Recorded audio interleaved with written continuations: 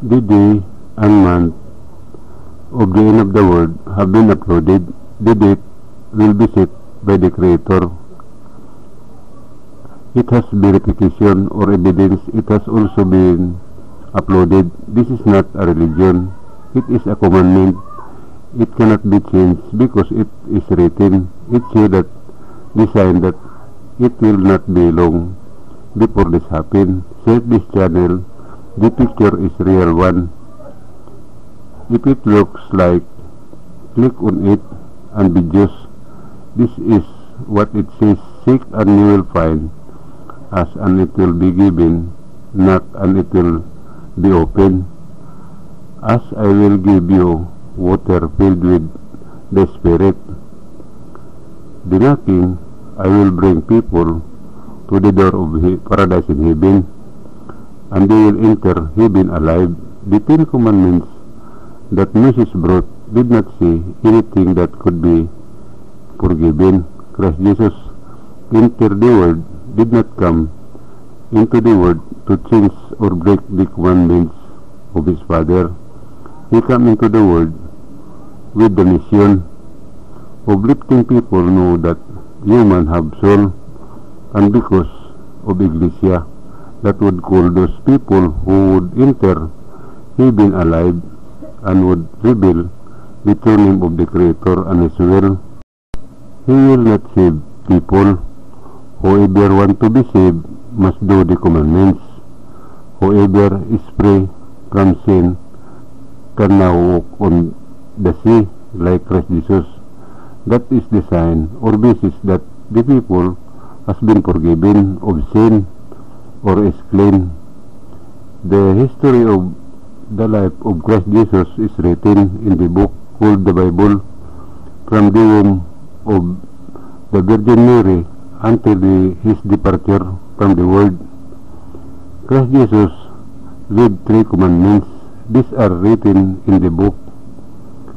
Because of the recent translation of the meanings of the imprimatur in the books, there are books that say different things, and there are no more of his true commandments. The commandments is most important for the salvation of man. This commandment is number 1, no one can come to my Father who is in heaven unless he drink the water filled with the Spirit, and thus the will of my Father. Number 2, call on my Father and call on me too. Number 3, praise my Father and thanks Him. How true praise and thanksgiving will be known to you in the future. These commandments are connected to the word that are placed in nature or hidden words in time. At the time of Joseph's marriage to the Virgin Mary, the Virgin Mary said to him, "When you marry me, I am pregnant. I don't know how many months it is because my menstrual period is abnormal." He still supported his plan.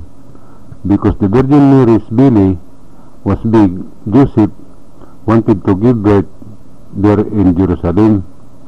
But during their journey, the Virgin Mary learned that she was felt about to give birth.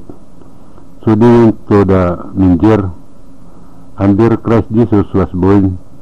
The Virgin Mary gave birth as if nothing happened. Christ Jesus was born without a womb.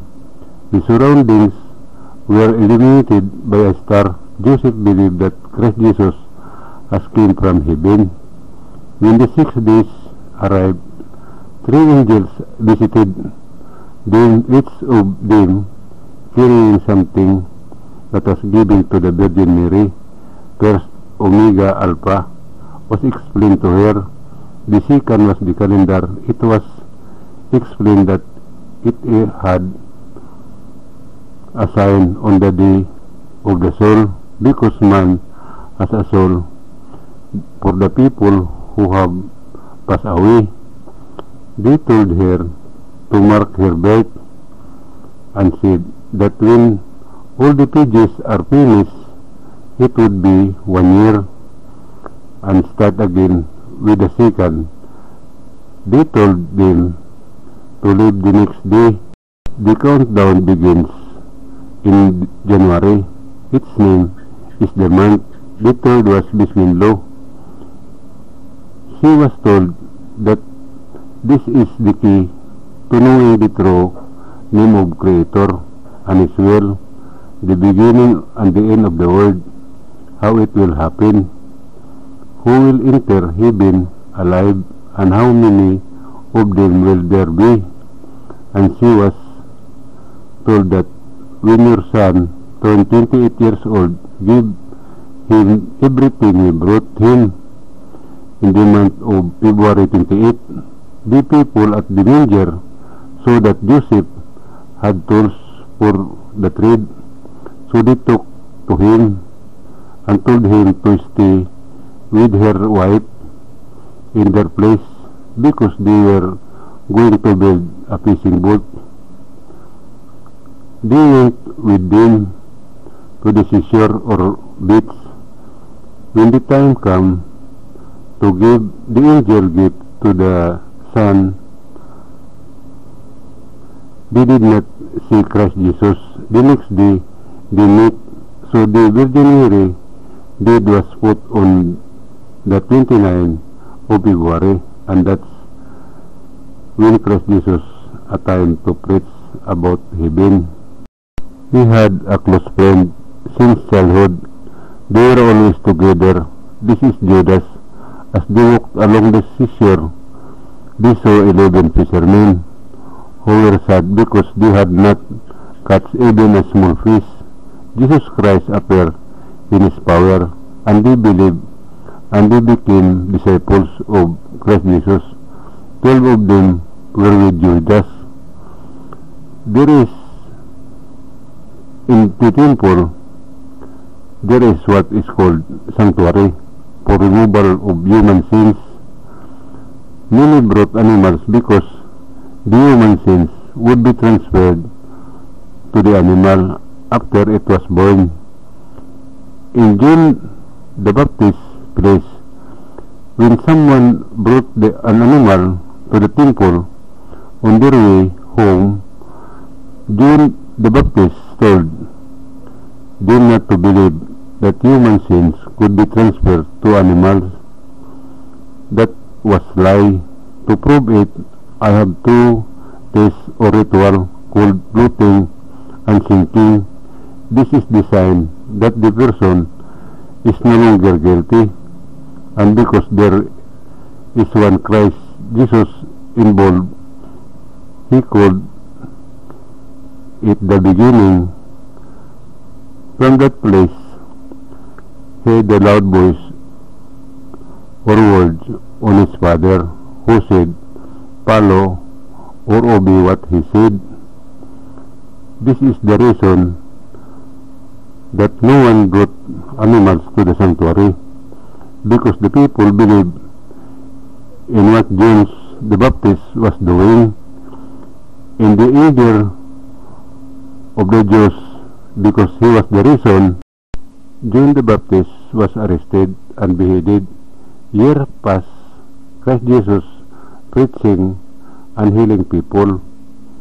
One day, when the Jews gathered in the temple, Christ Jesus went, not to pray, but to see that in 3 days this temple would be destroyed. What he said happened. No one knows how it happened, and they blame Christ Jesus for what happened. At that time, Christ Jesus told his disciples that the end had come. I'm going to my Father in heaven. And he said that I will choose who will be your leader. And he said that I will make our Last Supper. And he said, tomorrow we will go to the neighboring mountains. The next day, he said, bring a stone each When they arrived at the place, he made bread from the stone. They brought and he said, "Tomorrow we will return." Here, when they returned, he said, "Whoever can go the farthest and cross the stone will be your leader. All those who can cross the stone will be the only ones who can preach. Those who cannot cross the stone will be the ones who will help with the work. The last one will be the first to stand up and leave. Peter will be the farthest away, and Judas will be the last." When they returned home, Christ Jesus immediately called Peter and gave him two things, the baptism law and the calendar, and he told him to mark the calendar with the day of his death and have it copied by all his companions. They already know this because Christ Jesus had taught them before. This baptism law is the key to unlocking my Father's throne name and his will. The one who will open is a person, he is the Ecclesia. I will teach you where it came from, and I will be with you tomorrow. Do not show it to your fellow disciples. Look for your lineage that you can trust. If one of you is lost, he will look for one like you. And did it, and he said that tomorrow I will do our last supper. Tonight we will sleep together. At dawn, Christ Jesus woke Peter up and said, "We are going to the Far East." This is Mindanao, Philippines. When they arrived at the place, Peter asked, "What place this is?" Christ Jesus answered, "This is the Queen of the East." And he said that on this stone the Iglesia will stand. This was the promise of Mindanao, and someone stood there on the stone, and I am that I am the Iglesia. That Christ Jesus says, "I will do the commandments and teach the commandments of Christ Jesus and his Father." On their last supper, Judas thought of kissing his friend before they separated. In the middle of their dinner, Christ Jesus stood up and put on the clothes that the angels gave him. The companion asked, "What is that, teacher?" He replied, "It is the first and the last, or Omega Alpha." Then he performed a ritual that he gave to his disciple. When they near of finished eating, Christ Jesus said to Judas, "Give up, because the one who will come after me is coming." Judas forgot to kiss his friend. Judas left sadly. The arrest of Christ Jesus took place in the Garden of Gethsemane, and he was taken to the kingdom or palace, and there he was tortured badly, and he suffered more than the criminal's punishment.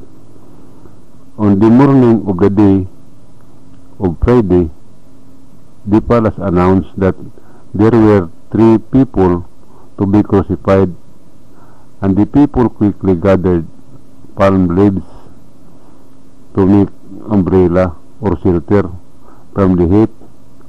On their way home, they saw that the journey to Mount Calvary had begun. When they arrived at the place, they immediately stripped Christ Jesus of his clothes and crucified him naked, because Saul or Paul had ordered that to take and bring him the clothes of Christ Jesus. When Saul received the clothes, suddenly there was a strong earthquake. accompanied by loud thunder and heavy rain. Saul or Paul trembled with fear, and he promised that when it stopped, he would spread the story of Christ Jesus, and suddenly calmed down. On Sunday, Christ Jesus appeared to his disciple. He said, I appeared to you to prove that I will rise again and can say goodbye to you all, and said, peace be with you all. They asked, Teacher, when will you return? Christ Jesus replied, when they called, a slowly gone, and he left. Saul asked the 11 disciples, and he wrote down what their queen had written before. He added which their tribes had brought him. He added words so that he could eat and live while he preached. This is the beginning of the Bible, which is now spreading all over the world. This video has a curse because 70% of the hidden words of time is open here, so that you can avoid the curse. Share it to other people. The punishment here is heavy. The curse will only stop when I face the people. I will open the 30% that is important for human salvation. These are the words that are placed in the nature. If anyone can help me with my personal appearance to people who has a connection to a politician or government official, this is my contact number on my cell phone, 0953-002-3408. Text me, introduce yourself, where you text, and what do you need. I am hoping for someone who will help me with my appearance to the people. Thank you, and mabuhay.